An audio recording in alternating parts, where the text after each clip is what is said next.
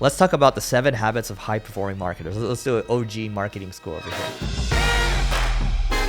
So number 1, not even high performing marketers, just a high performing person in general. I think taking care of your health is number 1. I've worked with a lot of people over the years where they neglect their health. And in my mind, what the saying is, you have 1,000 problems, when your health is good, but when your health isn't good, you have 1 problem, right? And in my mind, I'm like, how could you just neglect your health, which neglects all your loved ones around you too, and then it also makes it hard to work. There's people that, they get sick a lot. They don't show up to work, and it's hard to be a high performer if you're not high performing when it comes to your body.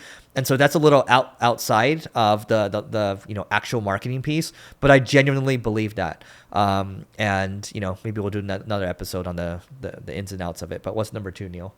Number 2 is you have to be willing to run, dissect, and document your experiments.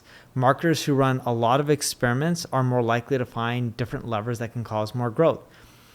But running them isn't enough. You need to understand why certain experiments worked and why they didn't. And you got to really dive in, because for the ones that didn't, what can you learn from them to avoid those things in the future? For the things that are working, if you can dissect the elements that are actually causing lifts, how can you actually do more of that so you can grow faster?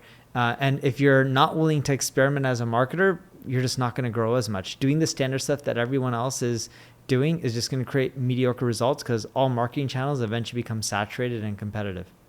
Number 3 for me is you have to be very strong at building your network. And I do like the saying that your net worth is your network.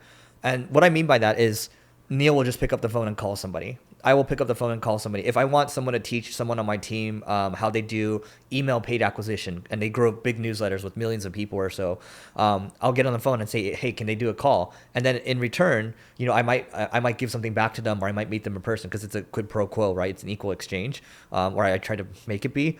But my point here is, if you don't build your network, it's so many opportunities come from it's people at the end of the day. And I think the sooner that you realize that, the better. And so the example here is when I was in my mid-20s or so, I started throwing these networking dinners with other marketers. And these people were, directors and CMOs and things like that. And all I had was, a bag of chips to feed them. But that still worked anyway, right? Because I became the node. And so that's a bonus. If you can become the connector, people will actually envy you for your network if you can do that. Yeah.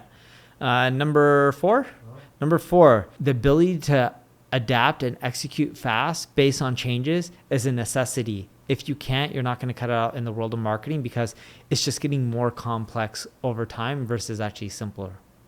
Number 5 is you have to become a T-shaped marketer. And what I mean by that is, so I started in SEO originally. So let's say I went really deep in SEO, and then I guess that would be the I of the T, right? And then, going across, I started learning affiliate marketing. I started learning paid media. I started learning what it takes to, create a great creative. I started learning more about analytics, which is interesting to me, because over the last 10, 15 years or so, when I look at people and they don't understand analytics or Google Tag Manager, I'm like, this stuff is like, you're supposed to know this stuff learning marketing before. And then now people have decided, oh, I'm just going to be specialized in one area.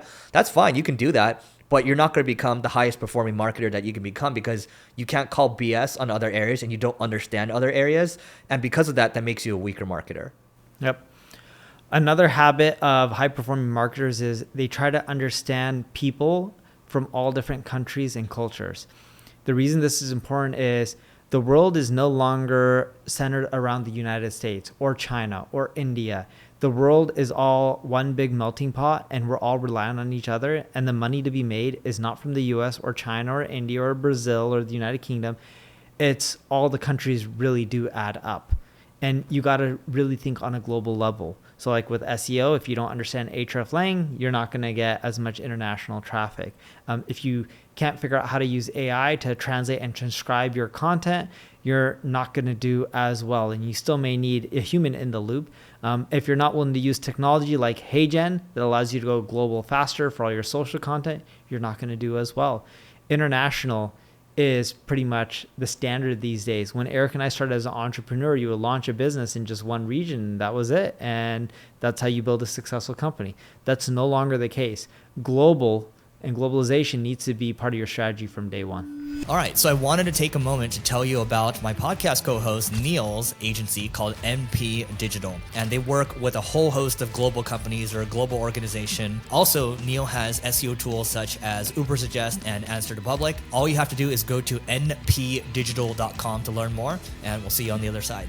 Number 7, last but not least, you've got to be really fast. If there's anything that stands out with the marketers, that the best marketers I know of, they're really fast at getting things done. The sooner you can get, like if I can get something done in half the time, that decreased my cost by half the time, right? If you just think about it logically.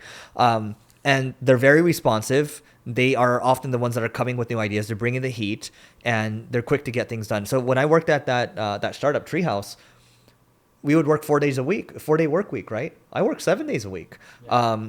Because we had to, and that's not to say I'm great or anything. And when people needed something done, I was really quick to respond, and I also expected that of my team as well. And those that were high performers, they responded very quickly, and they just were fast executors. And I think that's something you and I both really appreciate. And yeah, that's what it is.